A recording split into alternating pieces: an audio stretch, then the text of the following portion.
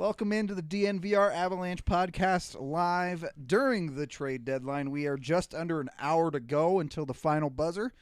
So, yeah, for the next hour, we're just going to hang out and chill and talk, and then a million trades are going to roll in, and we're going to lose our minds. That's our plan. This honestly sounds like a good idea. I think it's a great idea, especially with some Breck Brew on hand. So, Nice.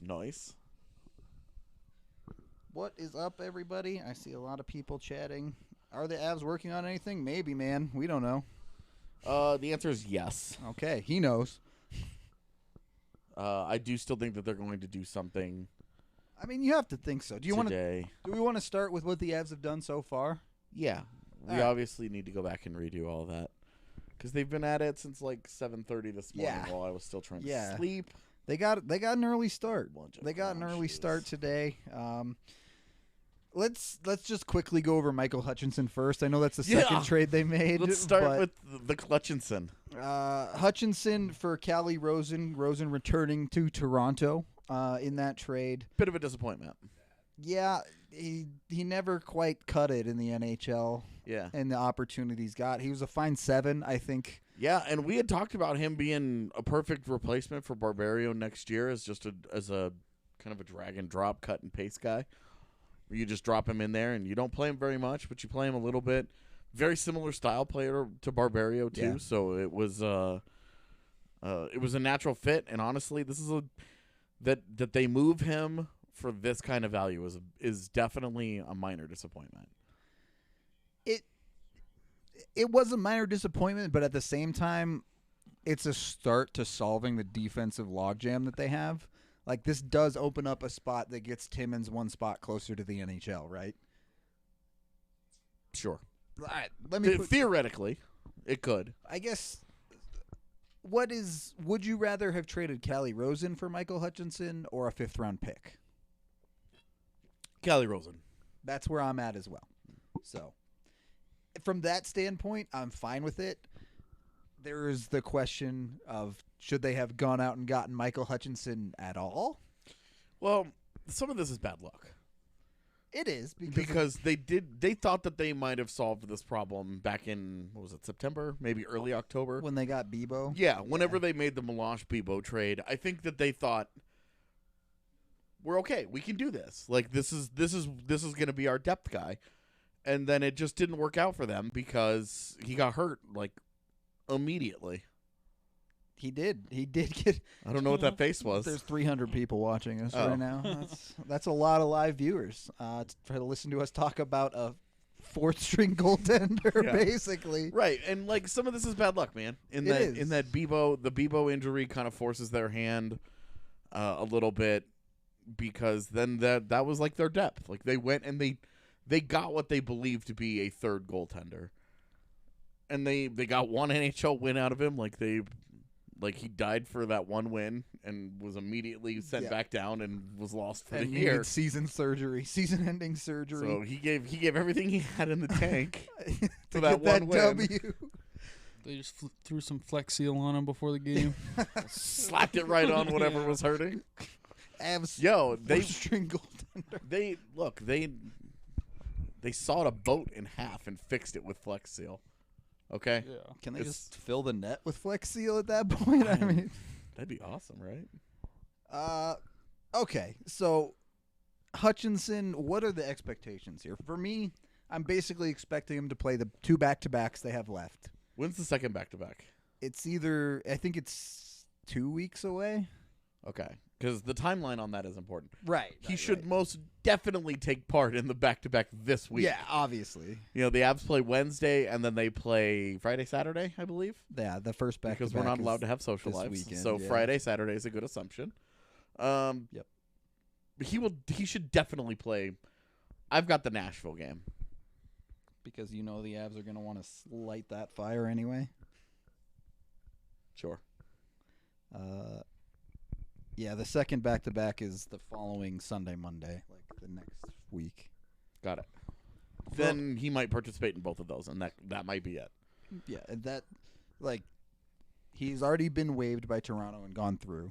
So Yeah. if they only keep him for that, they had plenty of time to send him through back down to the AHL without having to go through waivers. So that wouldn't be an issue. we still have no real timeline on what the heck's going on with Grubauer. We don't. Because I've seen him walking around the rink. He looks fine. Obviously, that doesn't mean much of anything. But, yeah, I mean, for all we know, this could be a pickup for a guy who's going to play one game, and then you're never going to see him again. Literally, like, it could be. And that's why it's like, kind of a weird spot moving Kelly Rosen for him for such a minimal impact. But at the same time, if he wins that game he plays. Yeah, I mean, ultimately, I think it's not going to matter that they traded Kelly Rosen based on what we saw. Yeah. I think people forget Rosen's like almost 26 years old.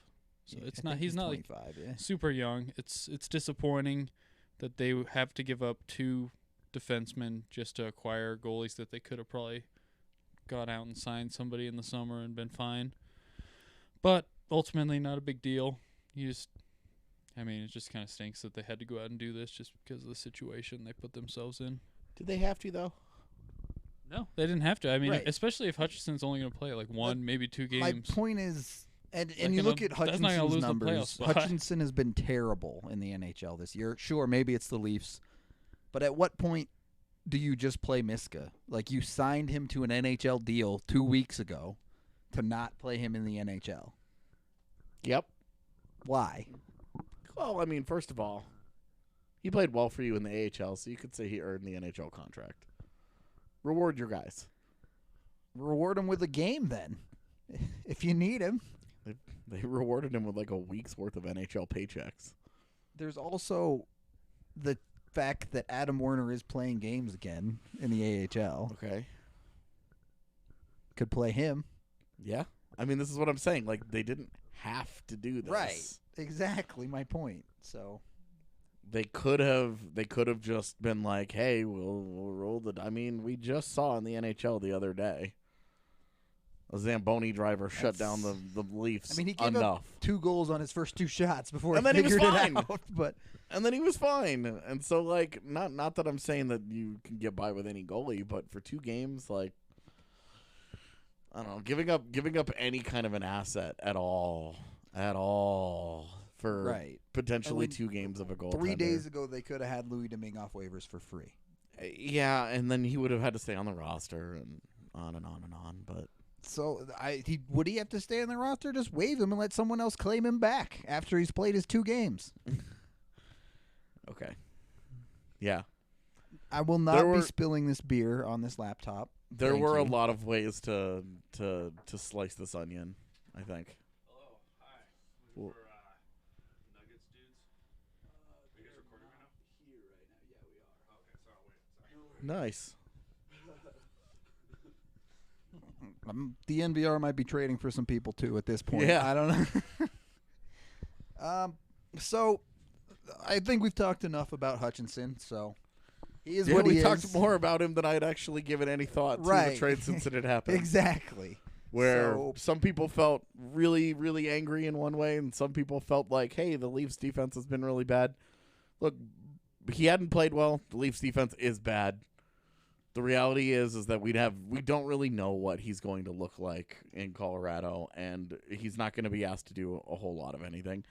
And if he is, they're in significantly more trouble than we can reasonably expect anyway. Like, and at that point, it's not going to matter. Hunter Miska, Adam Werner, Michael Hutchinson. It would not matter at that point if this ends up being an impactful acquisition beyond just a very small number of games that we expect him to get. 2 righties. Yeah, 2 right-catching goalies. Yeah. Lefties out here. We out here, y'all. The only thing I cared about with Hutchinson was that he gave up Rantanen's first career goal. Yeah. That was it. Well, you had that like ready to go a little too quickly. Every goal the Ebs have scored since the 16-17 season I have on a hard drive. It was just a little too fast. I was like, dude. Well, that one I knew. Yeah, I was like, okay, Rantanen's first goal was 2016-17. Click, click. Got it. And it's like the first, like, Rantanen. Right, like, exactly. Rantanen wasn't a lot of goals that year. Number 1. Yeah. Yeah, he scored 20 that year. Yeah, he did. He scored like half the team's totals. The entire team didn't have a lot of goals, so it probably wasn't a lot of scrolling going on there. It's true, man. Yeah. It's painfully true. Fair point. The other trade the Avs made, expected to have at least every game impact for the rest of the season. Better. Vlad Nemesnikov. This dude ends up a healthy scratch. Either something crazy is coming down the pipeline or they done boofed it again. So Vlad Nemesnikov for a 4th in 2021 is the trade. Nemesnikov coming from Ottawa. AJ, we've talked about this a lot on the pod. He's someone the Avs have liked for a long time. It feels a little weird to me as it stands, as he's looking at his phone, which means something might be going on. Just calm down. Every time I look at my phone, everybody's going to get jumpy. It's all right. Dude, the whole chat is going to freak out every time you look at your phone. You just got to accept it. Sorry. Yeah. Anyway, Nemesnikov we've talked about this leading up to it, that they've chased him for a long time, and it's fine. The one thing that people were telling me this morning that is sort of correct, I think, is that it should help the PK some. That's what I was saying. It gives them another guy to use on the PK with experience there. Ultimately, though, you can only have so many forwards on your PK. Yep. Yeah, if they use him. And this is the thing. Like, if they're healthy, you're gonna have Belmar, you're gonna have Calvert. Assuming that he doesn't get moved out, you're going to have Nieto. Comfer's the other guy that gets out there and takes face-offs. So, then you also have Nichushkin, who's very good defensively. And now you have Nemesnikov. And it's like, where does he kind of fit into that mix? And I think that'll be, for now, it's easy because Calvert is out. But when Calvert comes back, and if Nieto does not get moved today, then you're talking about just a plethora of bodies to put on that unit. And I would argue that they don't use Nichushkin enough on the penalty kill. Well, and they use Comfort too much, and I think some of that is because he can take a face-off. He does take face-offs, and the other guys don't. Yeah. So it's a weird spot to be in. He's not very great. He's not very good on the PK, but he takes face-offs. And it's like, okay, well, now what do you do? And I guess Nemesnikov hasn't been a center since he left Tampa Bay, but he did do it for several years. Maybe you just drop him back in there. He takes some face-offs for Ottawa, too. Not many. I went and looked. He took like 30 this year. Okay, that's not as many as I thought. So he really has not played much center since he left Tampa. That doesn't matter. Remember when Colin Wilson was playing center here? They'll play anyone at center. That one game. Yeah, so we're talking like a decent player. It should help a little bit on the fourth line, but like he's got 25 points this year. He's got 5 more points than Matt Nieto. Like this is not a high impact. Not deal on the here. Offensive side at all. Yeah, really. and I don't think defensively it's going to. It's right now you're min-maxing your fourth line. You're going from Kamenev probably to Nemesnikov. Right. It's an upgrade, but it's pretty marginal. Dario wants to know what ate your face, Evan. What ate my face? You talking about my beard? Yes. Well, I don't know. I just can't find my trimmer, so I'm just dealing with it. So let's talk about Manscaped. Yeah, our new sponsor, Manscaped. You're welcome. So with Nemesnikov on the roster, you were kind of alluding to it. It feels like there's too many guys in the bottom 6 right now. As of right now. If they're healthy, that is 14? If they're ever healthy again? It would again? be 15 if you count Wilson, but 14 really. Yeah. Nobody counts him. And then he's going to show him he's going to get healthy in the second half of the season. It's like, well, now what? Yeah. They're serving dishes yesterday. I mean, I didn't see any braces on or anything. Yeah. So, who knows? But there's 40 minutes left, and it feels like there's too many guys, is all I'm saying. Doesn't seem like they're done. They shouldn't be. They still have a hole in the top 6. Yep. And to be honest with you, you've got Tyson Joe sitting there, kind of twisting in the wind right now, and Matt Nieto, kind of the same thing. Like, Matt Nieto has done everything asked of him since this organization claimed him on waivers a couple years ago. Are you really going to healthy scratch that guy? I mean, the thing with Nieto is I just don't know that there's any value out there. No, and I mean, you say that, but we watched Nate Thompson fetch a 5th-round Wayne pick. Simmons got a 5th from Buffalo. Like I think Wayne Simmons got a pick because his name was Wayne Simmons, Probably. not because he's a productive NHL player anymore. But still, crazy things happen on deadline day. Right, but even just adding Nieto into a deal for somebody. Sure, a bigger package. Yeah, it seems kind of like the Kamenev thing, like it's Nieto sticking around would make more sense if they move out both Jost and Kamenev.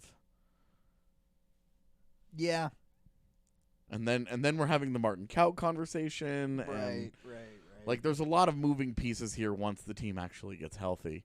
But that's one thing that Nemesnikov will do is that in a game-on-game basis, you have upgraded from Sheldon Dries to Vlad Nemesnikov for Wednesday. In the immediate. Yeah. That's a significant upgrade. Definitely. In the long term, it's pretty marginal. It is. Well, and this is assuming you get all your guys back healthy and they stay healthy. True. You know, when you're planning for another 4 rounds, you're trying to get through 4 rounds of the playoffs. You're trying to win 16 games. You're going to play another 25 games or so, give or take. You know, you're going to play 25-ish games if you go into the Stanley Cup Finals, and that's obviously where this team's goal is. And so you do need some bodies. And I mean, we're looking at this deadline, and so far the Nemesnikov for a 4th round pick, like, Nemesnikov's a significantly higher impact player than Nate Thompson. Nate Thompson got a 5th. Well, yeah, I mean, you're a wizard. I willed that into existence.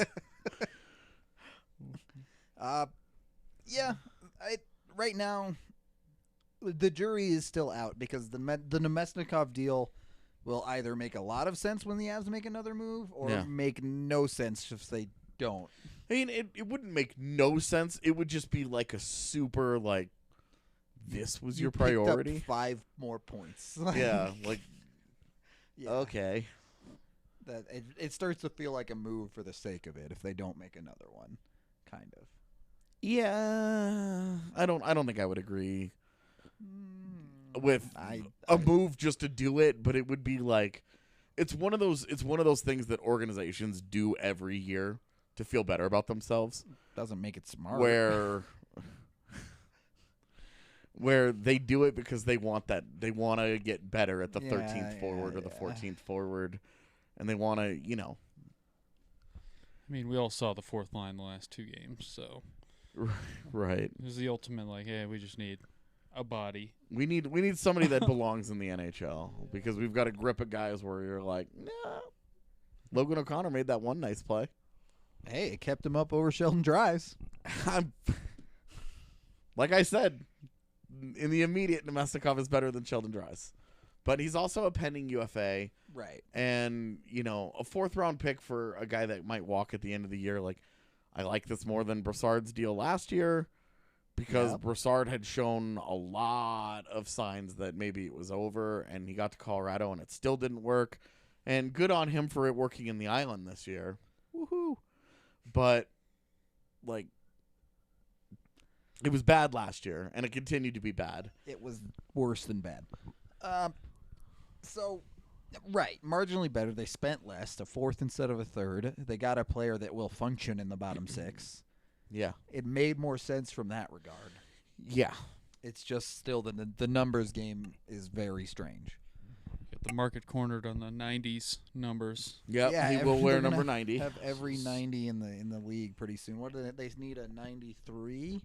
Yeah, because they've got now they have a 90, 91, 92. They don't have a 93. No 94. Yeah, 95. They have 95 and 6. No 97, no 98. Dang. And you can't have 99, obviously. Okay, so they need to get to work at this deadline. They've got work to do. Got some 9s to pick up. Let's go pick up some 90s here. I mean, you can just make whoever comes wearing 90. Yeah. That's all I'm saying. That's all I'm saying. If they go pick up anybody, just make them wear a 90. Make them. I like that idea. Dude, just plow right on through. What's up, Brandon? We're just chilling, man. Can season. That's right.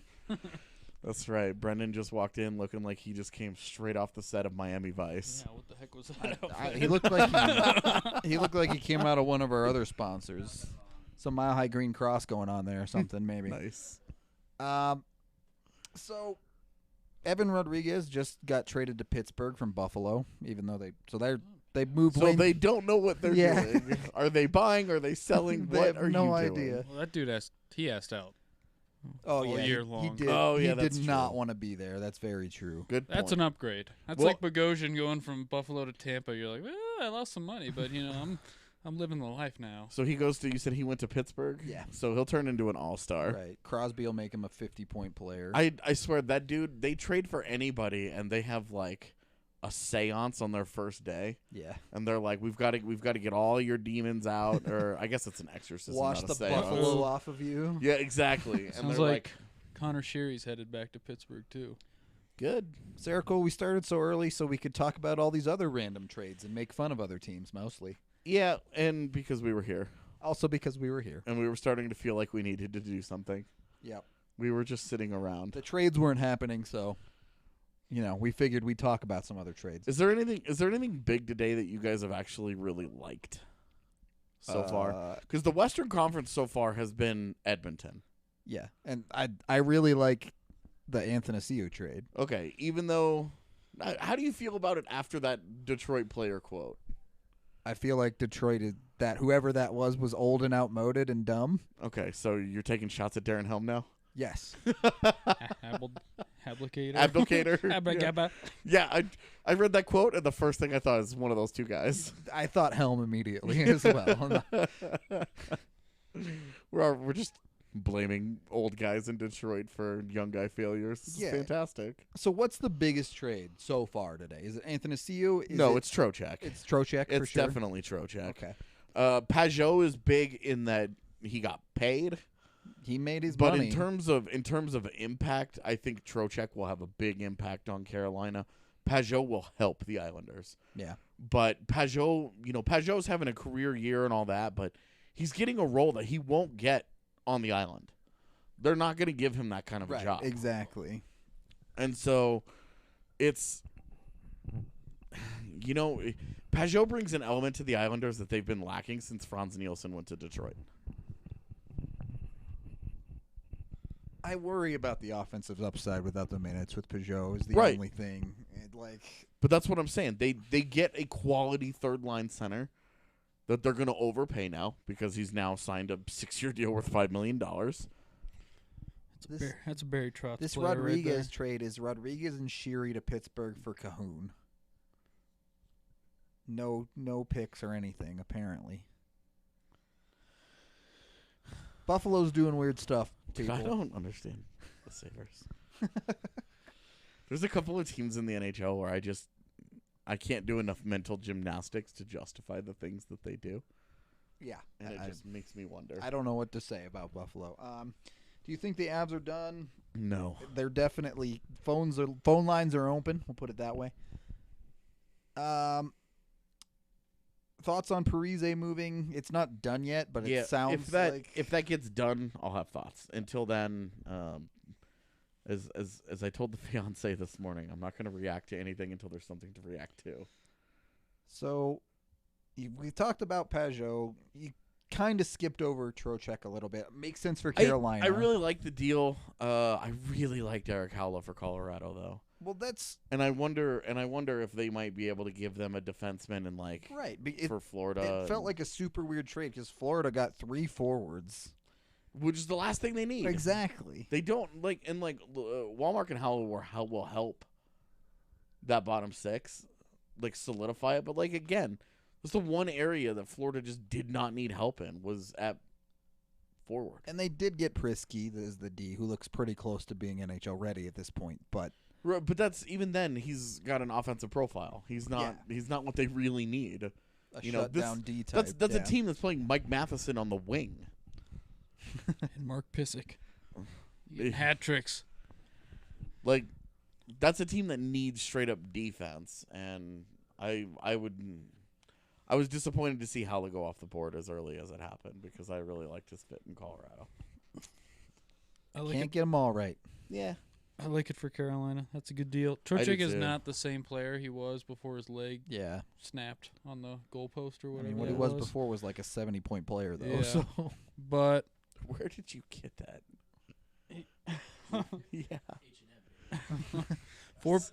It's incredible. I love it, dude. I'm not hating. I think it's awesome. Dude, slap a Avs Stadium Series logo on it, and you're good to go. It's got the whole crop top line and everything. It's true. no, 4.75 for the next 2 years. That's a nice Yeah, I mean, the contract even is if he's great. not a 70-point player, that's Even- still yeah, very, even very as like reasonable. a 40 to 50 point guy as good center depth for them, like he makes a lot of sense for Carolina. I liked that deal. I think that's solid stuff. Florida apparently has to get rid of people. Yeah, the idea that their management is telling them to cut $10 million off payroll a year after they signed Bobrovsky to a $10 million deal is like, He's made about 10 saves this year. what are you guys doing? And they spent all that money to go get Quenneville to be the head coach, and I don't understand where that organization thinks it's headed. Do they understand where they think they're headed? Yeah, I don't know. AJ Evan, what's up? Rudo, nice to see you at the watch party. Thank you. Everybody gets one of those. Don't really care what we do for the rest of the day. Just ready for the Price to Colorado rumors to stop. They stopped the second Hutchinson came. They They were never real, yeah. Yeah, there was a 0% chance. Joe Sakic has mentioned time and time again maintaining the financial flexibility to keep the Stars in Colorado. There was a 0% chance that they were going to trade for a goaltender who's going to spend the next 7 years making $10 million. It was never real. It was the only people that thought that was interesting.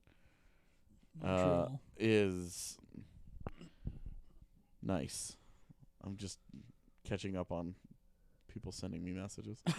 The only people who thought that was real were the people who were speculating Colorado has a goaltending problem, which maybe it does.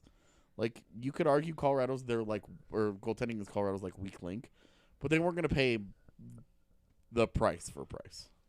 I didn't have a better way to put it. The Peanut gallery. I had over backed here. myself into a verbal corner. I'm sorry. It was poor syntax. Panthers just picked up their D-man. They traded a 6th to the Stars for Juice. Who? Emil Juice. Who? A 7th D. They picked up their D. Their D-man. That's Just like Manscaped is going to... That's the trade deadline this year. Emil Juice. It's a D-man. They picked him up. What do you guys? So Central Division hasn't done much. The Central Division has done almost nothing. Right now the arms race consists of whatever that was, and the Avs getting Nemesnikov and the Blues getting Scandella like a week ago. Yep. Yeah, the Stars got a whole 6th round pick. I tell you, it was odd watching the Blues Wild game last night. I think that was Scandella's 3rd game with them. He has not practiced with them, and he's already on their PK. And I was like, do we even need special teams coaches? Just let him go. He hasn't practiced with them at all. Yeah. There's been no systems installation for him, and he's on their PK, and he's just out there clearing pucks and blocking shots. Like, it's like, okay, this can't be very difficult then. Dario brings up a good point. We can talk about some ex-Avs. Andrew Agozzino getting claimed on waivers to Anaheim. Cool. Bigger- I'm glad that happened after they played. Yeah. The Predators signed extended Rocco Grimaldi. 2 years, $2 million per. What did you say about that? The Predators? Yeah. Said Extended. Yeah. You Rocco said it. Grimaldi. That's a Nichushka deal. Yeah. Yeah. Oh, yeah. That Now we know they're going to pay Nichushkin. right. Exactly. That's Might be a prescient comment down the road. Could be. What'd you say about that? He just repeats what he just said. Yeah. I didn't know where it was going. I'm in the Breck Brews. All right. I'm in the brick. And it sounds like Mackenzie just said Toronto's not really close on Tyson Barrie. That's not surprising. Yeah. Honestly. I still think he would be so good in Vegas. I'm supposed I'm to sure he acknowledge would. Jesse. Hi, Jesse. I'm acknowledging Jesse, who honestly should have just been here. Straight up. You too, Dario. Yeah. What are you guys doing? Look at these 2 empty spots on the couch. Right. That doesn't matter. We can pass it around. Pass the mics. We certainly didn't need to hear from Jesse, but he could have just been here to be the mascot. And there's Mr. Drew in the chat as well. You should be here too. Oh, the Nick Ritchie trade was pretty interesting. I thought at least just a hockey trade Nick Ritchie for Dan Heinen. Yeah. Interesting because Dan Heinen He had 20 goals a couple years ago, didn't he? left DU with some real hype to him. And it just never seemed to work out. Like, they had so many young forwards at one point in Boston, and it was like the one guy who worked out was DeBrusk. Well, he's getting reunited with Troy Terry. Woo. That'll help them both. Will it? I don't know. Nothing seems to work for Anaheim on the pro side of things. Their amateur side of the organization. It's funny because their amateur side of the organization is a bunch of pros, and then their pro side of the organization runs it like a bunch of amateurs. No, Nick Ritchie is like such a Boston pickup. Yeah, it really is. Well, and they got their hands free of Bacchus too. Well, but why would you do those deals in like separate days? You know you want to do those deals at that point. It's not like they didn't know that there wasn't interest there. Why wait 2 days? NHL needed trades for today. Conspiracy. Gotta justify the 8 hours of coverage that they put on in TSN. Yeah, exactly. Like people in Canada on a Monday morning are watching anything else. Like, come on. K-Camps, that DNVR hat is available in the DNVR store. If you're a member, is it still running? It's probably not running. But you guys should plug this. All Avs gear for members is 25% off this week. 25% off Avs gear this week for members. Get on it right now. You never know. You never know. You never know. What, man? Nico could get traded in 10 minutes. Yeah, you stopped right there, and it was like you never know what. Like what a strange way to finish You never an know ad. when the next sale's going to be. You never know when the Avs could trade Grubauer and the Grubauer shirt goes out of stock forever. This is when it turns into a car commercial because you never know when a car commercial is going to happen. This bad boy can fit so many shirts. It's true. Joe Thornton not going to Dallas. Oh, Joe Thornton not going to Dallas? Okay. Yeah. Cool. They're not going to get even How would you feel older. about him in Colorado at this point? If If their deadline ended up being Nemesnikov and Thornton. What's the Why Yeah, is it what a do you- fifth for Thornton? Yeah, what do Sure, you give whatever. him? Fine. Fine. Maybe they give him Hutchinson. They need goaltending. The long con. And then you're definitely got too many forwards if you got that just coming in for nothing. But Sure, but I mean, like, I would go talk to him about his beard, and we could exchange some, tips. I need tips. I have no tips. Oh my god. you need beard tips. Yeah. For You want to Joe go ask Thornton. Joe Thornton about beard tips. So That'd So that's our trade deadline I'm takeaway. not- Beard tips. I'm not here to talk about hockey, Joe. What happens when Joe Thornton and Nazem Kadri are on the same team? Can Kadri still pull out his beard, or sure? He has to shave I mean, when Kadri comes back into the lineup. every team has to have a pregame ritual. You pluck out a That's part of right. Thornton's beard at the start of every game. Well, because every team has like their little like lineup, and the certain guys have little routines, and Cole and Calvert have the thing they do in the corner during Yeah. pregame warmups. Their little Before bump. they walk out onto the ice, Kadri can just rip out part of Thornton's beard and go about the day. It'll be fine. All right. Is that a pregame thing, or is that like we got a W? We got to take another part of Thornton's beard out. Oh man, you mean like the major Yeah, league? exactly, like rip-off? Major League. Yeah. Except it's his beard. That's so uncomfortably hockey. Nick Ritchie had 4 points last night. That's half of 20% of his production this year. And they're like, all right, let's get rid of this guy. It's selling high. Yeah. It's the same thing the Kings did with Tyler Toffoli. They were like, "Oh, you got a hat trick? Great. We can ask for LA's top prospect or Vancouver's top prospect. It's great." Thornton for Nieto. Yeah, I don't think Nieto's going back to San Jose. That would be such a. That would be so funny. They already Like, sent Rosen back to Toronto, man. It would be so funny that San Jose is like, this will solve our problems. Like, next up, they're gonna trade for Ryan Carpenter too. Just bring the band. Exactly. We're getting the band back together. Except they're selling off Thornton and Marlowe to do it.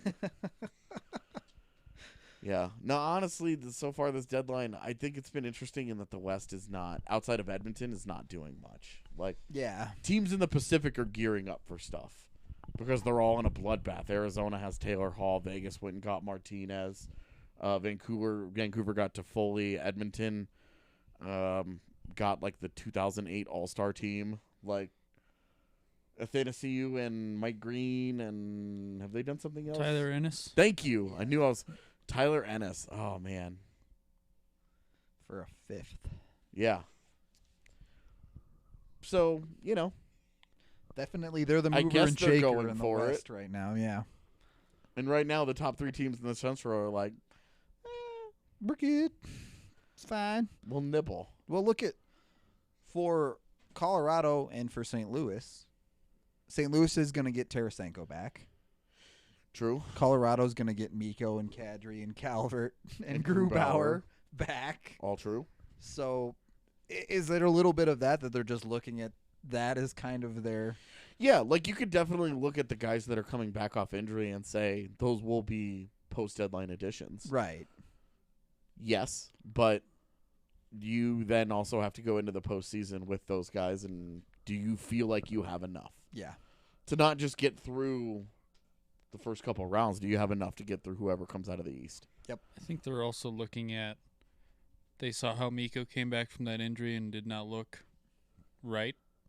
And it sure looks like Kadri's injury is very, very similar to that one, that they want some backup for that. So, yeah, I mean, they're in a good spot right now, but, I mean, we know stuff's going to trickle in over the next hour. The deadline is just over 15 minutes We away. say trickle in, knowing that like the last 45 minutes, It's just... and I include like half an hour past the deadline Yeah. because it's just like a queue. 1 to 1:30 Mountain Time is just always absolutely bonkers. Like, where it's like, and it's funny because it's like half of them are AHL trades that just Right. like get slipped They're into just the middle in of everything there. else, and you're like, what?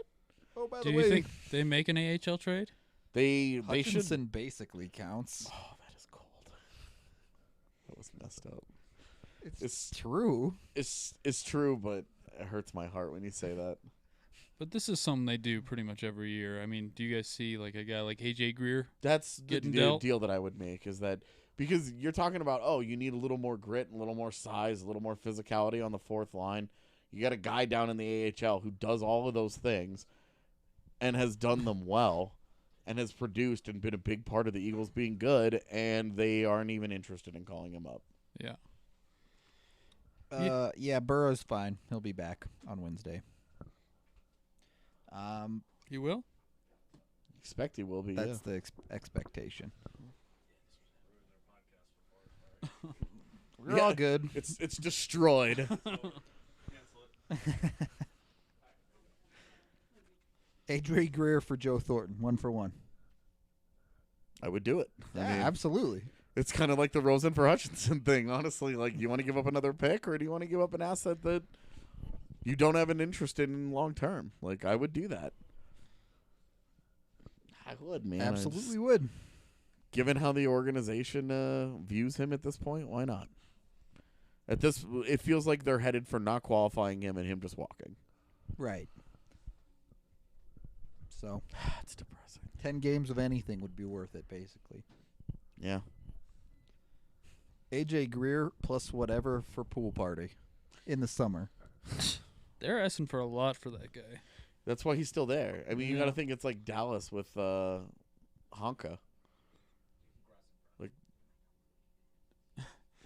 Got a lot of foot traffic going on here. Yeah, a lot of people just coming in and out, just doing whatever. And Makes it's it- like, This makes it feel like the real Trade Center. We just have activity going on. it's true. The trades nothing's coming in at the moment. So we're just kind of waiting for the final rush. It's always, you know, that the guy at the trade center, whoever answers the call, is just like waiting, and then he at 12:59 Mountain Time is like lines just start to fill Yeah. up. He's like, oh god. That the dude that knows it's gonna be a long day. Thank you for holding. What is your trade? You've reached the NHL hotline. I'm mentioning to the fiance, I was like, why doesn't the NHL just get like an extra Right. couple of people to just answer hire a phones call today? center for one day. Right. God, that would be the coolest. Like, as someone who used to work at a call center, like it would Oh, be yeah, the coolest day ever. Oh, like half the dudes there are like, all right, now tell me your trade. Now let me tweet it, and then we'll put it in the system. Let me text it to all the big national Right, guys. exactly.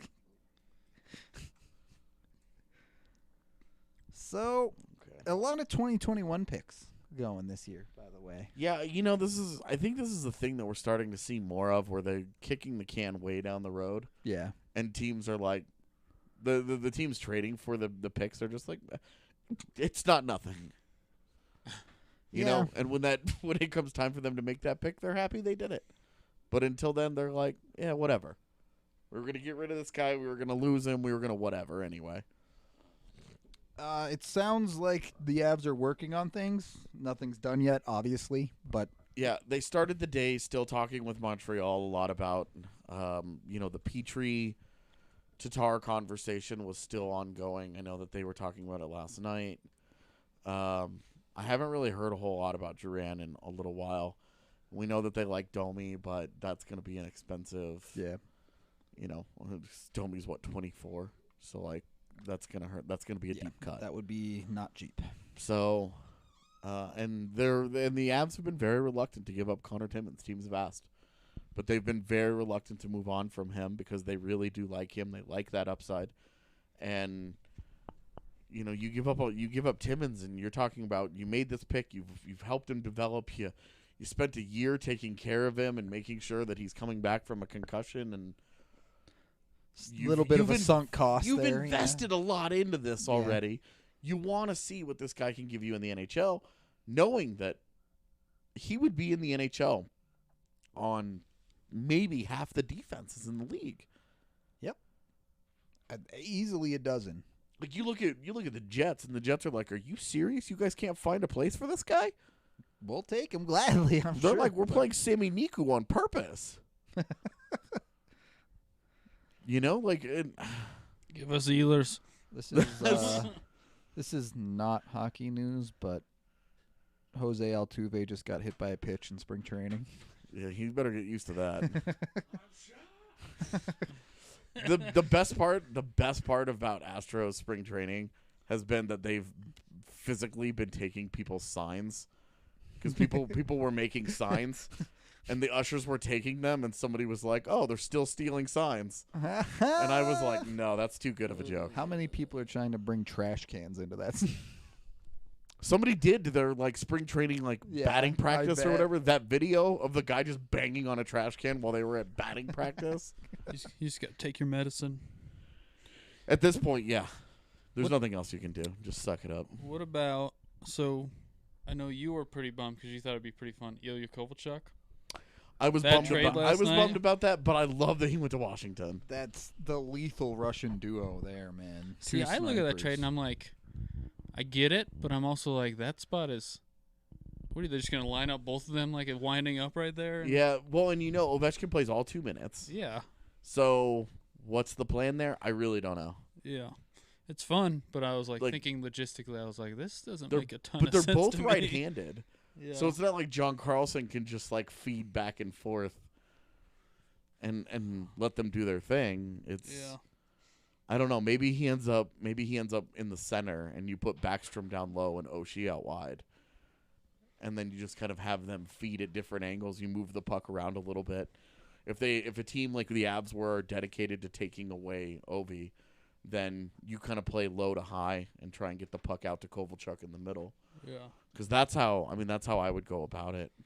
Yeah. I mean, it's just because Oshie has been so good in the middle on their power play. Yeah. They actually use their bumper. He scores so many goals for them in that spot.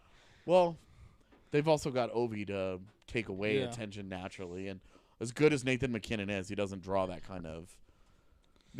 Teams, I think if I'm defending Colorado, I'm asking McKinnon to take that one-timer. Yeah. Because it just doesn't do much. Vatanen looks like going to Carolina.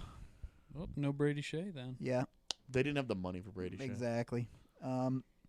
Also, the deals on Vatanen aren't out yet, but if the Avs are looking for grit, I can't believe I almost forgot about this. They needed a gritty, hard-nosed goon. They should look into getting Drew Kreisman. Oh, my gosh. What a player Drew Kreisman was. Rudo and I had the distinct pleasure last night of watching Drew as he was streaming some NHL 20, I think it was, yeah. And it was pretty great.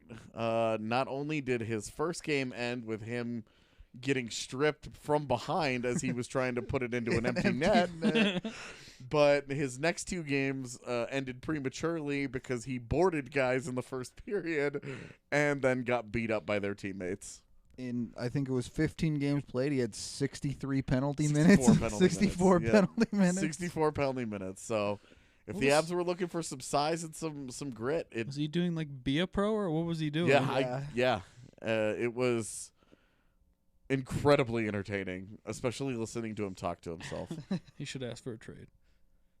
It's not working out here. I mean, he took McKinnon's job as the 1C. He stole McKinnon's job at the top. Yeah. And That's how it always happens. the Avs traded for Robin Leonard in his career, so that was the other fun part. Was we were trying to figure out who the goalie was because it was a number 40, and we were like, "Who is that?" We couldn't read the name. Yeah.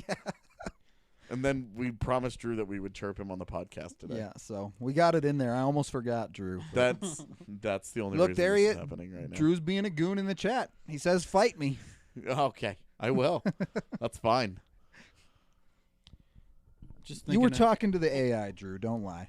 I'm just thinking out loud here with other names just to keep this going. 'Cause Yeah. this is all be irrelevant probably in 2 hours. Yeah, but sure. I mentioned Josh Anderson the other day. Oh, I did. I did. Thank you for reminding me. He is a guy that they've been in that's been in play.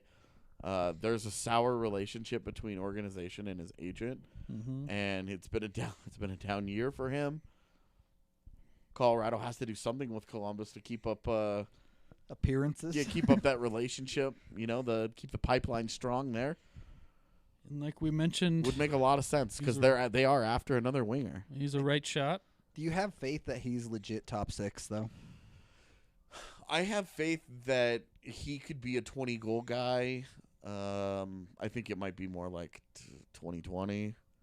I don't have a lot of faith in so borderline. I don't have a lot of faith in the playmaking and the using the other teammates.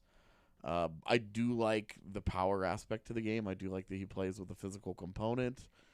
I think in Colorado he's just a weird fit. Because you've got Rantanen that is going to score 30. You've got McKinnon that's going to score 30. Burakovsky's going to give you 20. Landeskog's going to give you 20. Kadri's going to give you 20. Are you really going to are you going to squeeze another 20 out of a guy? How different is he from a Donskoy already, though? Stylistically quite a bit. Sure, but I mean, but in terms of actual upside, he might just be a different side of the same coin. Donskoy more of a playmaker, 35 points. Anderson might be more of a shooter to 35 points. Just feels like more of what you already got. Which also isn't that expensive, though. Is that so bad that you end up with a guy that's sort of a goal score? How do I want to put this? Right now you've got Comfort, Donskoy, and Nichushkin as sort of like your tweeners, right? Yeah. I feel like Anderson is another tweener. Right, and this is what I'm saying. You put one of those guys in your top 6, and then the other guys all make up your third line and mix in with your fourth line, and then you have Nemesnikov, Calvert, Helmar, Nieto. I mean, that's my problem is they already got Nemesnikov. It doesn't feel like they have room for another guy to throw into that mix. Well, Josh Anderson's better. Josh Anderson will score you some goals, man. Josh Anderson will score. Jonas Donskoy, the 2 years before this, had 14 goals each year. Josh Anderson had 27 last year. That's 1 year for Anderson. He had 19 the year before that. 19, I think, is way more reasonable. Do you have his shooting percentages in front of you? Let me pull it up. Sorry. He shot 11% last year. He shot 10% the year before. He's shooting 1% this year. There you go. So he shot 14% 4 years ago. So I mean, he has kind of teetered in that 9 to 11 range with the 14. So he's not an elite shooter, but a guy with some finishing ability. Well, all of his goals are coming from right in front of the net. Now you're talking about sitting Matt Nieto, basically. Okay. His worst full season. I'm fine with that, but it doesn't feel like a big needle mover. His worst full season is 17 goals, whereas Donskoy's best season before this was 14. So, I mean, he's been a different guy. Yeah, he's been pretty consistent. And when they called up Kaut, Bednar specifically said we needed a right shot on the wall. and that's what Anderson is. And he has a history with Bednar, so. Well, and so I think you could have just made the argument for not getting Anderson because you have Kaut. There's that as I'm not, well. I'm not convinced. I mean, especially with Nemestikov coming here, that seems like if they're getting another body, that feels like Kaut's not going to be here the rest of the year, to me, at least. It's possible. So, even though he's looked good. Yeah. Let's talk. You haven't been on the show since he got called up. How have you felt about Kaut? Obviously, we're talking about 3 games here. For the record, there's 3 minutes till 1, so you guys go ahead, but the trades are going to come real soon.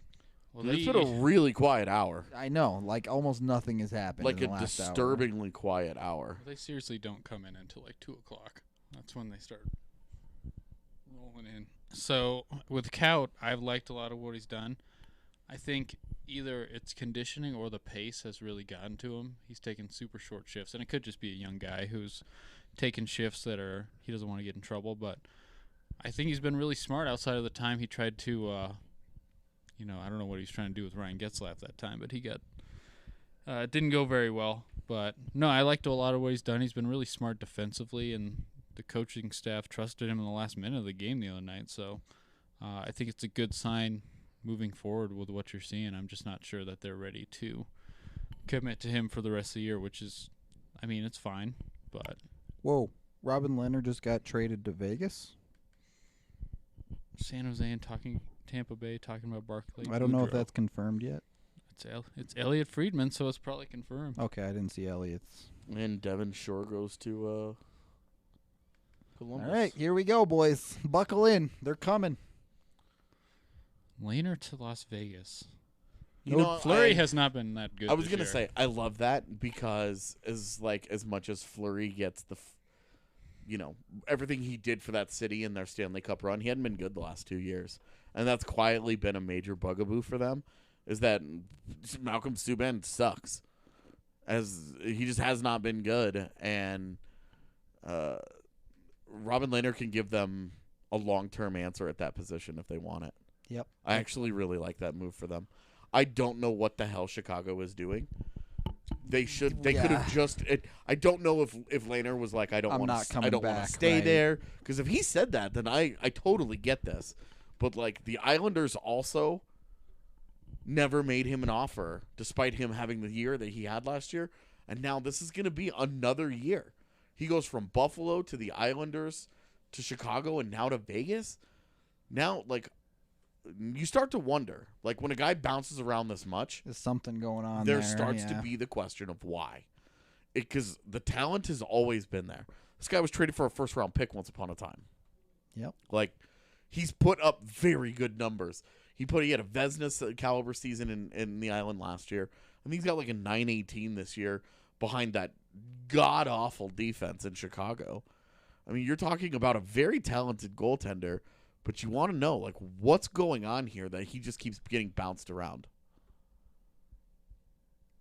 I mean, his mental issues at times have been pretty well documented to this They definitely point have, already. and one of the reasons why I've always been a fan. Yeah. But I mean, a guy openly battles with mental health, and that's why teams move on from him. It seems like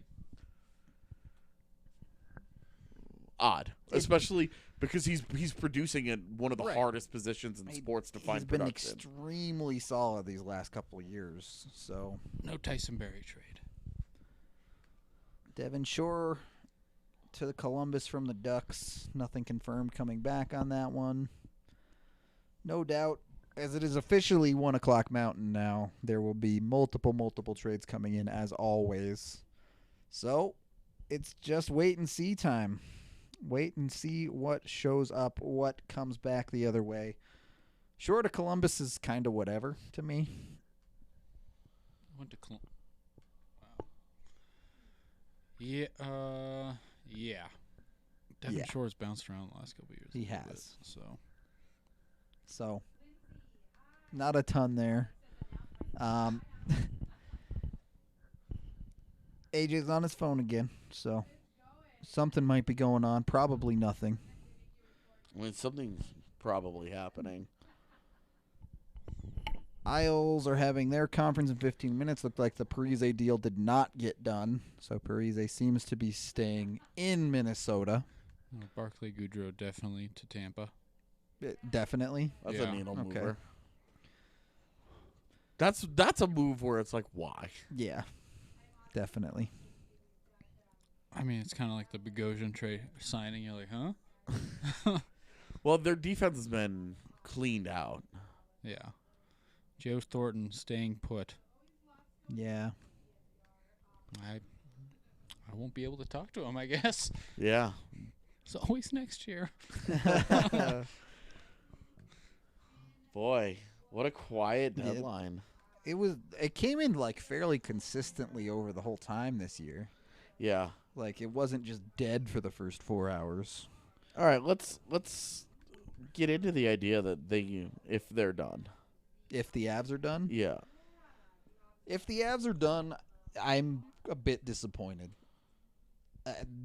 Picking up Nemesnikov and not moving out a bottom six forward doesn't make any sense to me. Yeah, my thing. Oh, Hurricanes have acquired Brady Shea, is Yeah. what someone's saying. Looks like. I mean, that Just- was the They rumor can't had have been enough flying. defensemen. And they did that and Vatanen. I thought they had cap problems an hour ago. We'll see what they gave up. I guess. Atlanta Thrashers are done for the day. Yes. That was good. Were they done yesterday too, or Oh my God! Chicago gets a second, Malcolm Subban, and a prospect for Leonard? That's awful. first round pick Unless for that Barclay prospect Goodrow. is aces. What? Hearing a high draft pick, possibly a first, could be a deal for Barclay Goodrow. What? That's the That's that's Trade deadline. Krusty, that's Krusty the Crown. Wow. Yeah, I don't know. That's boy. I wonder what the price for Chris Kreider was. We'll never know. That would have been dumb anyway. I think there was a reason everybody backed out of that because everybody knew he wanted to stay. Yeah. No one wanted to give him 7 years because that's smart to not give him 7 years. Tradey Shea. Nice. I didn't come up with it. Shout out Justin. This is frustrating. What? The post deadline, like Slow roll yeah, of like like what's yeah. going on? If the Avs have not done anything more, it definitely feels like my preference would have been to go big Yeah, same. rather than to just pick up depth players. I mean, Nemestikov for a fourth is fine. Yeah, Like that's not a huge deal. but if But this is it, it's just not a needle mover. Right. Like you've gained such a minimal upgrade in your bottom six if this is it. Yeah. I would have to look at the numbers, but it feels like a lot of players on the Avs are in significant slumps right now. Yeah, Because there's Donskoy is going through his standard yearly right. slump. Jost has 1 point in his last 10 games. Belmar's Same gone back to kind being of kind of what we thing, thought he was yeah. going to be. Nieto, Yep. Kamenev hasn't scored 1 goal this year. Yep. So, Confer's not exactly lighting it up either. yeah, so it's definitely... It would feel a little underwhelming, but we also, I mean, if a first-round pick is potentially going for Barclay Goodrow, we don't know what the heck's going on out there. I don't know if that's official ND Bakes, but some of those are just going to be paper moves. Yeah, there's a lot of stuff going on the AHL page, I'm sure. Yeah. Just to get people eligible for the playoffs.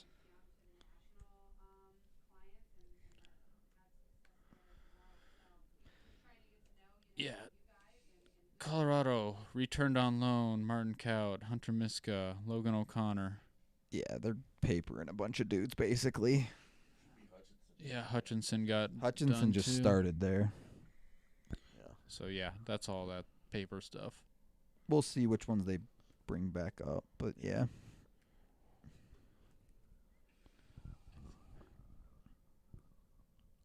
Yeah, if the Avs don't do anything else, I guess it'll depend on Burakovsky's health, but I really think they would swap Vladislav's in the lineup on Wednesday. They don't do anything else, man. Well, they have so many like okay forwards. Yep. It's a bunch of the same kind of stuff in their bottom six, and I don't know. They definitely didn't hurt themselves. All they really gave up was a fourth and Calle Rosen. But they also didn't do much for themselves. Sonny Milano headed to Anaheim for Devon Shore. Okay, Milano going the other way there. Did Commodore have that one too? I don't know. Stars are done What for up? the day. Just pass in front, no big deal. We I got. wanted to interrupt you guys. The party looked great. Yeah, we're partying out here. But you know what? Nuggets party's going to be even better. You wish. This is like no reaction. Like, AJ just like, So far, our deadline has gone a lot like the Nuggets deadline, so we'll see. we'll see. Yeah, what did the Nuggets do? They got that Jordan McRae at the They deadline, tried or- really hard to go get They traded Wancho and all. Holiday, right? Yeah, that was the few days before. Yeah, I remember the Yeah. 5-team trade or whatever. That was fun. The Parise trade has not come through.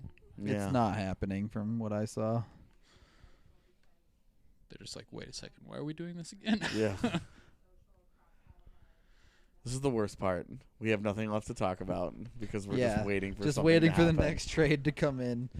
Looks like Minnesota is done as well. Everyone is So- praising the Oilers for winning the deadline. Colorado has not announced their. They haven't said they're done, Yeah. so they could be in the queue, boys and girls. Evan, can I get a reload since you're over there? Oh. I was like, huh, you want me to hit refresh? Oh, no. Let me place this down I quietly. appreciate it, sir.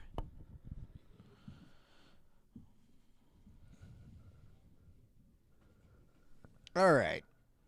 Give me something, NHL. No trades for the Capitals today. They went out and got their boy in Kovalchuk and said, we good. Dallas said they're done? Yep, Dallas said they're done. So Dallas didn't do anything. They got a 6th-round pick. Well, yeah, for what's his name, Juice? Yeah. Isles are supposedly done as well. Yep. Yeah, no So all these Parise. teams are done. We're just like, okay, Montreal's still out there. Montreal ain't done. Avs ain't done. Yeah. Still waiting to. The clock continues to tick. Yeah, we saw Mark Bergevin goofing around with people in the press box the other day.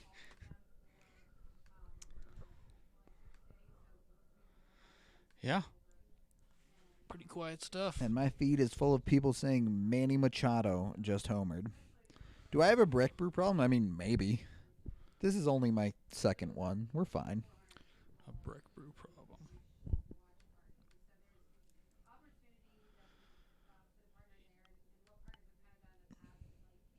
Yeah, the Avs decided they didn't want to practice today, probably just to avoid this whole Yeah. people asking questions. Yeah. But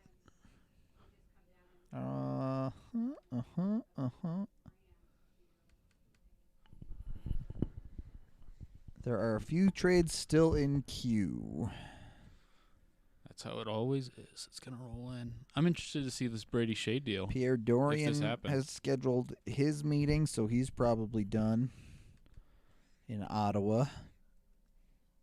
I thought he had a good day. I mean, they're in pretty good shape with all those draft picks. I mean, all right. People are saying Jost might not have that much value in a trade, but if you look at some of the trades that got done today, like Derek Grant got a 4th and a player, and Jost is more productive than Derek Grant. They both have 65 points in their careers. Jost has done it in about 60 games less. Yeah, So, so the thing with Jost is obviously the production is not there at all, but and his there's analytics, upside. his analytics are not bad this year. Like if you look at his underlying numbers, so I think teams are gonna kind of look at that. Oh, Carolina acquires Brady Shea for a first-round pick. First, yeah.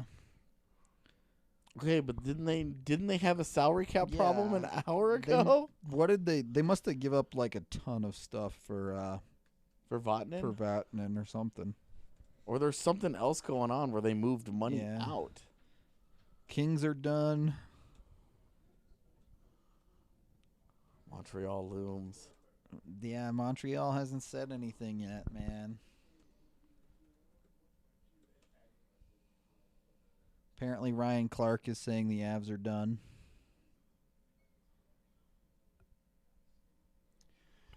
That would be disappointing.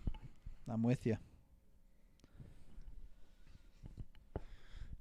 I guess we never know what the Yeah, I don't know how this is possible that Carolina could have gotten Vatanen and let's look at their cap friendly and see who they could just dump on the Rangers just with everything. I said Martinuk's name earlier. He's an assistant captain. I don't know if they want to dump him. So if they're picking up Vatanen and they're picking up Shea, and that gives them Slavin, Gardner, Pesce, Edmondson, Trevor Van Riemsdyk, Hayden Fleury, and then those two guys. yeah, but It would make sense that maybe a defenseman is just... I mean TVR isn't really a starter. Yeah, Pesce's hurt. TVR makes... These guys make some money, though, if they need to dump cap space. Right. Like there's got to be something coming back. Wonder if they start stashing guys on LTIR. Oh god, yeah. And then they get to the postseason and they just activate all of them because the cap goes away. Yeah, and then Pull the old Blackhawk trick. And then Hamilton's, is he done for the year? I think so. Yeah. Yeah, I think the timeline on it was as such that he would be finished for the season, at least the regular season. So Carolina ends up with Trocheck, Shea, and Vatanen. That's not a bad day. They got a lot of stuff there. Yeah, I like what they've done more than what Edmonton did with Yeah. Athanasiou, Green, and Ennis. I mean, I like Athanasiou. It's those other two that it's kind of eh.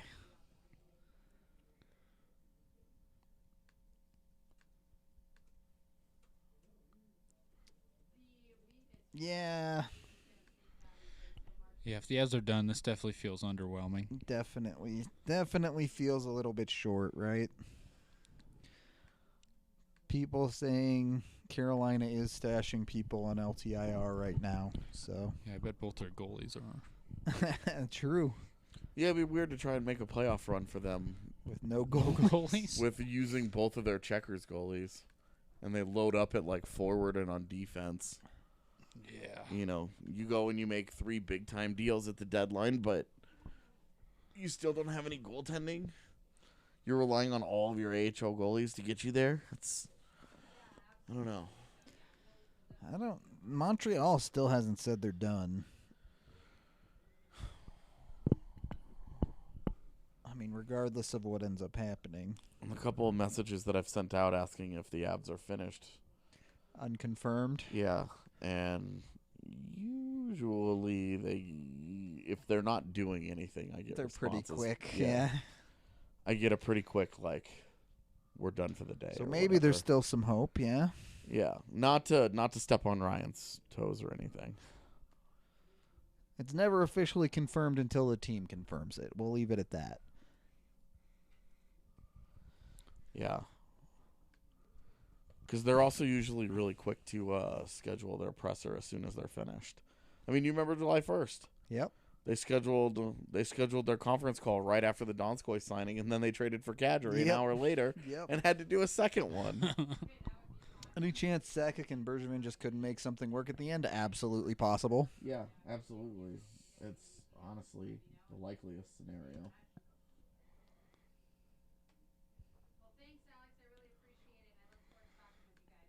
I hope I muted my mic for that. We're in the lounge. People can live with our noises. They're hanging out. Is Derek Brassard available? No. Is he okay? Didn't he take a slap shot to the head He in the did. Avs game? He did. he Yeah. did.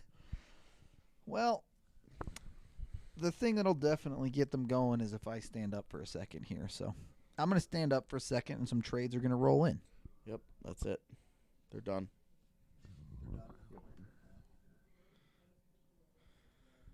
All right. Oh, Jake Muzzin, 4-year extension. 5.625. That's not bad.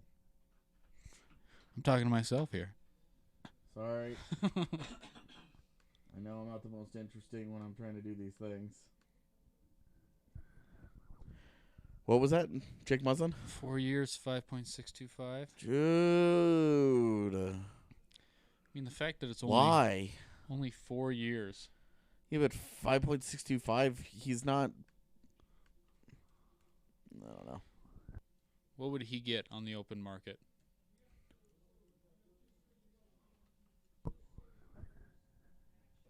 I really don't know.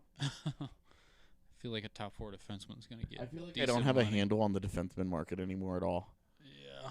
Because guys like that, a guy like Muzzin, isn't he like 30 years old? He is 31. So 4 years is actually, the fact they were able to keep it down is decent, but 37 points last year, 22 this year. yeah, so $5.5 million.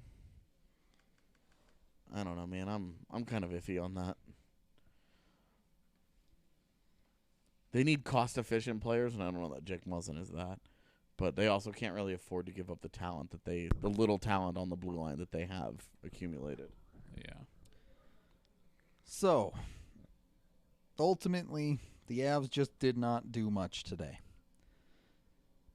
They went out and they got a 4th-string goalie, essentially, to fill in, and a bottom 6 player in Vlad Nemesnikov, who is a UFA at the end of the year. That's not very much. And they didn't move out anything either. How disappointing is this? Just in terms of, not in terms of like, it's fun to make big sexy moves and, you know, to be splashy and to do big things, but like, is this the safe as death approach? A little bit.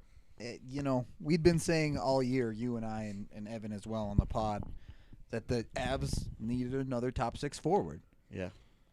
There were top 6 forwards out there. Is Val Nichushkin that guy? I don't think so. Evan? Well, Val I Nichushkin, wouldn't say be he's that a guy? top 6 forward, but he has. I think the staff kind of likes him there. Okay, so he takes that job. So Yeah. he's the 6th guy that slots in there when they're all healthy. Who's the odd man out now? Donskoy. I mean, Of the in the forward core entirely, Oh, not the top 6. Jost. I'm sorry. So it's Jost, It's Jost. It's got to be Jost. How not Kamenev? how can Well, when they're healthy, I'm saying, I guess. the immediate odd man out is, I mean, It's Kamenev when the immediately. probably Kaut. So when they're all healthy, they got Landeskog, McKinnon, Rantanen, Yeah. Mm-hmm. Nichushkin, Kadri, Burakovsky. Mhm. Mm-hmm. I mean, just Calvert, Belmar, Nieto. And then just Donskoy, Comfer. Nemesnikov. Comfer. So if they're ever healthy, I would think Jost has got to be the odd man out. And that's So now they've got the odd man out in Jost, Kamenev, Barbario on the back end, Yeah. Hutchinson. and Whenever. ultimately Hutchinson that's when they get healthy. That's just bad asset management at that point. If you're sitting a 21-year-old kid, be it Jost having 160 NHL games or not, Well, it's going to be a while before that has to happen. it's going to be a month, maybe. Well, still, and then you never know if someone else is going to get hurt the way things are going You right never now. know, but it feels like they have too many guys in the bottom 6 is what I'm saying. Like, Kamenev is done if Jost is on the bench as well. Yeah, Kamenev's going to spend another playoffs practicing by himself. Montreal as a whole is upset That it didn't get done. that yeah. Wow. And look, this has been normal for Joe Sakic over the last couple of deadlines. Some on the buying side, some on the selling, where they seem to have their prices and they stick to them pretty hard. And if it's not there, they just don't do it. Yeah, and I wonder. Okay, so, gosh, boy, for not doing much, it feels like there's a lot to unpack. Yeah, all of a right. sudden. Yeah. What's the plan here? Because we've now kind of agreed that they're taking Jost out of this lineup. they're either taking Jost or Nieto out of this lineup. One of those guys is not going to stick in the lineup anymore. Right. There's just not room on a healthy lineup. Right. Boy, what if Colin Wilson comes back? Now I'm just wondering. So now you're talking about sitting Nieto and Jost. Yeah, Kamenev is your 15th forward. I think Colin Wilson is, even if he comes back, he was a healthy scratch opening night. So well, that was injury. He that wasn't was more, really healthy. Yeah, that was more like he played like 5 minutes in. He's been gone all preseason. year. I don't even really Right. think he's in the But I mean, picture like here. that's a trust guy, Yeah. you know, and that's the only reason why I bring it up, is because if he were to get healthy, I just wonder. Playoff Wilson. What I really wonder is they couldn't find the value that they wanted to for Tyson Jost now. How in the world are you going to do it this summer? The value's only going down there. Is this the conversation that we had on the pod the other day of availability? Kind of, yeah. Where teams that would not be after Tyson Jost right now might be after Tyson Jost this summer instead. They might be, right? But if you're scratching that dude down the stretch, Right. like that's not helping value. It's not, but also, I mean, quote unquote, showcasing a guy by playing him just to play him. You're trying to win a Stanley Cup, man. So from this point forward, from today, now that the deadline is over, from this point forward, you're not worried about any of that stuff. I understand that. You're worried. It's you're trying to win versus games. it's you versus the world in the race for the cup now. That doesn't make it good asset management. It's still bad asset management. You can't. We'll get into this in the next few days as I right. dig more into the deadline and how things shaped out. exactly. Yeah. And like it's really difficult to do this right now live on air. But I think that I'm starting to get a little nervous about the internal overvaluing of the future. That's going to be a way, way, way bigger problem next year, I think, than it was this year. If this is, I mean, there are two guys in particular that are going to force this conversation. right, And we know that, and we've talked about it a lot. That they're going to have to make hard decisions on defense. yeah, Because Bowen Byram and Connor Timmins are on the way. they coming. And Connor Timmins, don't let anybody lie to you. Connor Timmins has been very good in the AHL. Don't let anybody. Nathan, don't lie. Not that he would watch us, but He might. don't lie. Connor Timmins has been really good for the Eagles. There's a legitimate argument that he's their best defenseman. Yeah. I mean, I wouldn't have. When you don't count McDonald's points as a forward. But Yeah, I mean, no, I would say that that's true. And so that's what I'm saying is that they had a logjam on defense, and it was perfectly fine to kick the can down that road to the end of this year. You weren't going to trade Ian Cole for a 3rd round pick to clear up a spot for Bowen Byram on the roster in the postseason. Like, you're trying to win a cup this year. it just feels like they made the baby steps, right? They're like, oh, well, we traded Rosen to free up a little bit of space. Oh, we got Nemesnikov to get marginally better in our bottom 6. It just feels like they took the super weak route. They weren't willing to commit. We'll put it that way. With the future that Colorado has. Right, and that's what I'm saying. With you have Shane Bowers, you have Martin Kaut, you have Alex Newhook up front. You have 3 first-round pick forwards. Yep. Not even getting into what happens if Kovalenko works out. What happens if Sampo Ranta becomes a real forward. Completely ignoring the rest of the guys in the AHL. Yeah. On defense, you have Bowen Byram. You have Connor Timmins. That's a starting lineup of prospects. Hopefully. That you expect are that really should be in the NHL in 2 years. Right. And I only say 2 years because Newhook is on that list. Otherwise, the rest of those guys are next year. So how are you going to integrate all these guys in here? Exactly. You haven't made the room. And sure, Nieto's gone at the end of the year. Like, Nieto and Wilson are both easy drop-offs. But now, what happens if Nemestikov is a really good fit? Do you keep him? Then you're talking about keeping him. You still have Vlad Kamenev. You still have also how many NHL teams have multiple Vlads? It's got to be one, right? You would think so. Cool. Oh my God, Nichushkin, Nemestikov, Kamenev. I can't keep up. We got to learn Russian. We just have to. Yeah. Yeah. This is where Ryan Clark again has an edge on the rest of us, is that he speaks Russian. Does he really? Some, yeah. Nice. He speaks a little bit. They're going to put those all three next to each other, and they're just going to talk in Russian. And you know how they get? Like, they get really loud, like, the longer they go, and you're just like... I know a couple words of Russian. I can't say them on the pod, but... Nice. My man. You're like Chris Kreider. I know the important You know words. the right words. You don't know all the words, but you know the right words. No, before we got derailed again, like, you still have these problems in the summer. And, like, obviously solving problems in the summer is a lot easier. For all the, salary cap is not as big a consideration. More teams are involved in the movement. They're not worried about winning a Stanley Cup in 3 months, et cetera, et cetera, et cetera.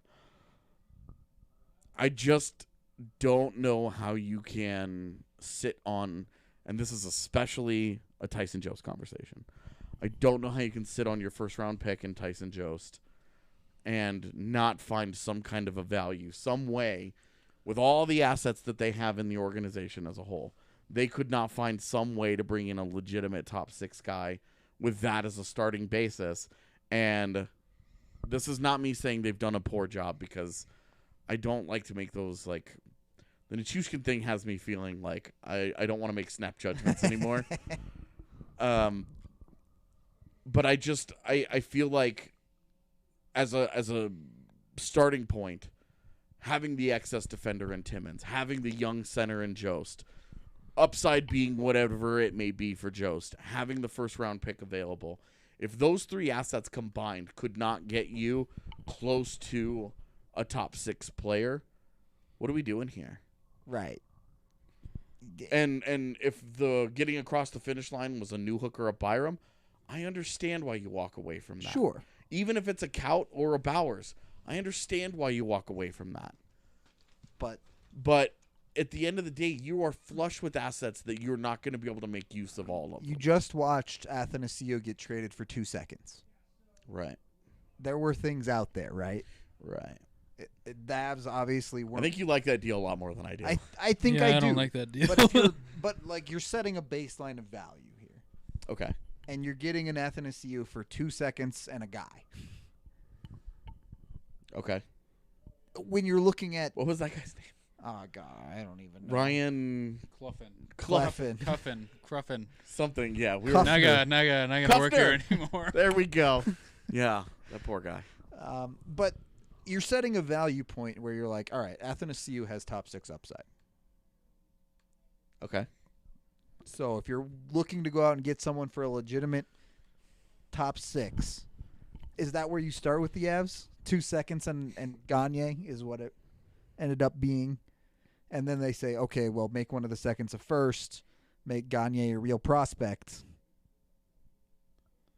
You know, it feels a little bit classic Joe Sakic stingy, is what I'm saying. Okay. Here comes the deets.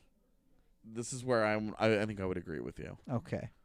No deets yet. No deets it's yet. Still very early, sir. It's always early until it's not. I mean, sounds like something I would say. I do think this is what I was saying earlier, and I worry that they might be overvaluing their future, because you look at where Colorado is and you say, oh my gosh, they've got all these young players. They've got all these assets. Are all of them going to pan out? Almost certainly not. Are all of them going to turn into quality NHL players? If they do, the Avs developmental system got way better than it was a few years ago. And are they all going to make room for them? That's another question. How do you do that? By not moving anyone out. And yes, the offseason is still coming. They can still make moves then. Right. We had this conversation the other day. Outside of the major big trades, the only real moving out of assets in Joe Sakic's career is Nick Holden for a fourth. There's one trade that you can really point out. Yeah. Where he sold a guy.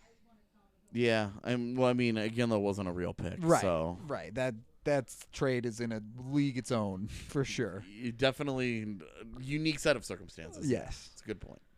And, he's done things like move Soderberg for a pick in Connaughton, but ultimately that was a larger move to go get Burakovsky. Right. That was the alley-oop right. that they set up today with the Nemestikov move where they just didn't dunk it. Exactly. Yeah. They threw it off the back rim. Right. And that's why it feels so awkward. Yeah. Is because, honestly, a lot like the Nuggets coming into the trade deadline. They made moves, traded out a couple of guys, Wancho, to try Malik. and Beasley, to try and go get Drew Holiday. No. Didn't happen. Yeah. Well, the Nuggets are in a similar situation that both teams are looking to consolidate. Right. They're trying to consolidate assets for the big for upgrade. the push. Yeah. And I think that with Colorado, they're just Sakic's patience is a very, very, very good thing 95% of the time. Until it's not. Yeah.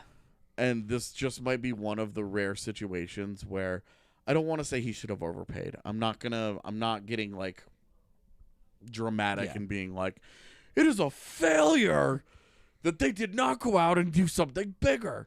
But it is a legitimate roll of the dice on the depth that they have, that they feel comfortable with the top six that they have, including Nichushkin, which, for the record, I don't mind him getting the opportunity there.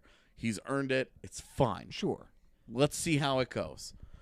But this was a chance where you have all these assets to put them together in a nice little package and go and get a meaningful guy. Here to go and get a Nazem Kadri type, a guy that you know is good. You drop into your lineup and you let him go to work. I'm not going to throw a fit about it this year, but there's a very real future where I see the Avs in this exact same spot next year's deadline. And how many years do you get of this? So this is the Nathan MacKinnon conversation. Right, exactly. Because you're talking about you only have so long with Nathan MacKinnon as a truly elite player for half the price. You've got 4 seasons. Counting this year, you've got 4 more Stanley Cup runs with him at $6 million. Louis Domingue got traded to the Canucks after making it through waivers. Just thought that was weird. Anyway, right.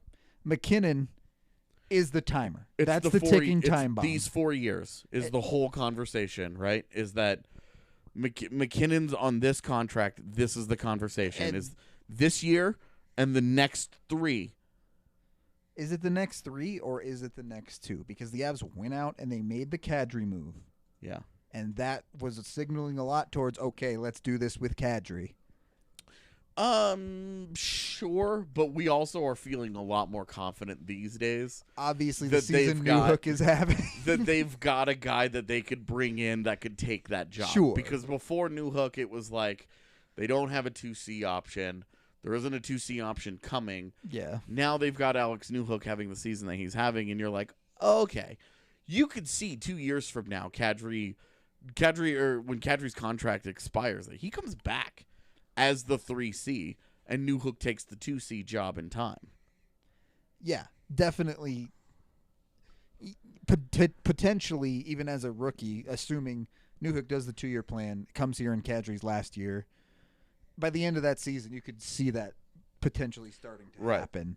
So that I understand. And ultimately that's why I think this deadline feels a little bit lackluster, but I'm not hair on fire. It's funny because we sit here and we say they've got 4 kicks of the can left on this MacKinnon contract. They've got 4 opportunities to go and win a Stanley Cup with McKinnon. It's not like the world ends after those 4 years. They're going to bring McKinnon back. He's just going to make $15 million. It's just a different cap world for the Avs. He's going to make $15 million, and it's just going to be different. Also, the concern over re-signing guys. Cale Makar is going to cost $10 million. Just accept Just it. plan for 10, and if it ends up lower than that, great. Then you know he's the super, super nice guy that he seems. Landeskog should not get close to the $9 million that we were talking about at the start of the season. Just given the year that he's had and what a monster outlier last year looks like. Gonna be lucky to make 7, man. I mean, I think Anders Lee is perfectly appropriate as the comp that I've used all along. Yeah. And I think that his numbers this year just put him even more in line with that. Because after last year, it was looking like he was the superior player. Not the case again. And then turns out, yeah. I think that we're in just this spot where they're kind of caught in a limbo of the future is really good, the present is really good, but is it good enough to be great? For what it's worth, LeBrun just tweeted, I don't think the Habs are done yet. So maybe they had something in their back pocket that wasn't the Avs. We talk about the future. I mean, I didn't expect Burakovsky to have the year he's having. He's going to make some money this year. Yeah, but I mean, you're talking that's like a $5.5 million. That's still more than you probably planned for, I would think. They have the money for something like that. Yeah. Though. I mean, they probably don't have the money to go into free agency and sign Taylor Hall, for example. I think I would have to sit down and do all of it piece by piece. You're looking at things like moving out $4 million with Cole or something. Yeah, which they should probably have that conversation anyway. Yeah. Yeah. But not much, I would think, unless something happens. We'll see. Yeah. I mean, right now we're kind of just talking. If we're holding something up, I mean. Just because we didn't plan properly. I Our mean, bad. We were hoping there would be something much more interesting to talk about. We thought right something now. bigger was on the way today, and they ended up making their move at 7:30. Yeah. So. Yeah. Well, I mean, as much as I was hoping they would make a bigger splash today, but then I see guys like Barclay Goodrow get a first-round pick, and I'm wondering what the heck's going on out there. Right, and it's like, okay, so what? Petrie and Tatar are going to cost Newhook? I mean, it was a really weird deadline because it didn't feel like a market. There were a lot of trades all over the place. You'd get those really expensive ones, and then you'd get one that was on the much, much cheaper side. side. Nemestikov for a fourth feels like, I mean, it feels like highway robbery. Compared to what was going on. Like, straight up, Pierre Dorian is going to delete Joe Sakic's number. He was already probably gun-shy about doing this in the first place, and now he's like, dude, I'm never doing this again. Yep. Yeah, it's... Like, Pierre Dorian is going to wake up in a cold sweat thinking about Joe Sakic. Tyler Ennis got a 5th. And Nemestikov cost a 4th. Like Tyler Ennis has been bought out 4 times in the last few years. So that's a washed NHL player. Wayne Simmons got a 5th. Yeah, that could become a fourth right. theoretically. So they did a good job in the value of that deal. The one meaningful deal that they made, and the Hutchinson deal I don't care much about. It's just that the one deal they did doesn't do a ton. Right. All it does is it adds to the problem they already kind of had. Yep. So the saving grace, Dallas did nothing. The St. Central Louis added did Marco Scandella. Nothing. Yeah. Nashville held on to Granlund, who, when he makes it to market this summer, I'm just saying he could be a fun guy to look at. The Avs weren't. That's all. The Avs were not withholding pictures of certain people from the party yesterday for reasons. Maybe the weirdest conspiracy theory that I've heard fans come up with. Yeah, that was that the charity brunch yesterday did not feature specific guys on social media, and so that meant they were getting traded today. Yeah. Turns out the Avs didn't trade a single player. I mean, Callie Rosen probably doesn't appreciate that. A single NHL roster player. How about okay, that? fair enough. It's weird. No AHL move either. Yeah. I'm telling you, that was a Kelly Rosen move. Like, you know what I mean? Like, I know what you mean. No Greer grapes, for somebody. no yeah. grapes for Bigros swap Right, this year, where you're exactly. just like, okay, I change the scenery, got it. I don't know, man. The Tyson Jost thing is going to be really. It's a problem. It's now. gonna It's get going to be weird. super interesting yeah. to watch down the stretch into It the was summer. already awkward because it's a guy that does not fit a specific box that he needs to be in to play the role that he's being asked to play here. And now they just went out and made his life harder.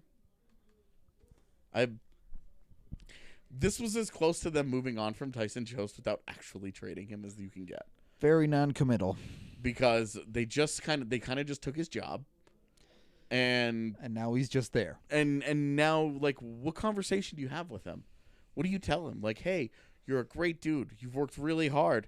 We tried to move you. We and it didn't work. tried to find a better spot for you, but somebody didn't want you. Like, there's no good way to approach that conversation that does not involve being like, you're kind of bad. Get good. Like, and it sucks because like Yeah. he's a great guy in your room. He does work very hard. He has not had any kind of ego whatsoever. He's created no waves about being like a top pick and wanting more opportunity and trying to get out of it and trying to get out of Colorado. None of that. He's done none of that. He's made life as easy as possible on the Avs as for a guy in his situation as he possibly could. And it just seems, yeah, just You're good. plow Just on through, come man. by. No bigs. Yeah. It just seems like now this conversation just gets a lot harder. Yep. And trying to extract value or trying to find a home for him where it's a good hockey trade, it just seems like from this point on, it's only going to get harder. Yeah, I guess you really do wonder where the heck the value is going to go, especially if you're scratching him down the stretch. Yeah, the path to success in Colorado was already hard to see for Jost, and now Right. there's It a got big harder every roadblock in year. the middle of it. Right. It started out, the after the 48-point season, it was like there's all the opportunity in the world. He's got time. And then 3 seasons have passed now. I mean, two and a half. Two yeah. seasons and 61 games have passed, and now it's gone. I mean, they closed the door today. Yeah. Barring more injuries, the door on Tyson Joe's path to success in Colorado got closed. Yep. Straight up. And they still have the player coming off an ELC, and there doesn't appear to be a cogent plan. You couple that with the same exact problem with Vlad Kamenev, and this is what I'm saying. Maybe that there's just too patient an approach in the front office right now. Right. Patience is good to a certain extent. Yeah, but you eventually, don't want to be on the other side. You don't want to be Right. trigger happy. But eventually, value just starts to decline. Right. And then a guy just plays his way into nothing. And somehow, if Tyson Jost ends up in the same spot AJ Greer is in, that's a failure. I think that that rubbing of the eyes says it all at this point. The idea that he would pass through waivers Yeah. unclaimed is, Are we more than another season away from that? I don't. Tomorrow's problem. Like, Sure. Totally, there's a whole summer to get through, but I guess the ultimate bottom line on the deadline today, to wrap this up, because everybody else has stuff to do. There's 21 games in the regular season remaining and then a playoff run. How much better are they prepared for that run today than they were yesterday? Marginally at best. Yeah, slightly better. I mean, Nemeskov's definitely an upgrade, I would think, on Jost, but you're talking. I mean, when everyone's healthy, Nemeskov's not going to be playing more than 10 minutes, I wouldn't He's think. a third liner max. Yeah. So, yeah, I mean, that's what we made. Just seems like not a lot happened today that we were expecting, and it's just underwhelming overall. Do you take some solace in the fact that maybe the market was a little too heavy-handed from the sellers this year, that straight up the top 3 teams in the Central made a combined 2 meaningful moves? Scandella for a second, Nemesnikov for a fourth is it.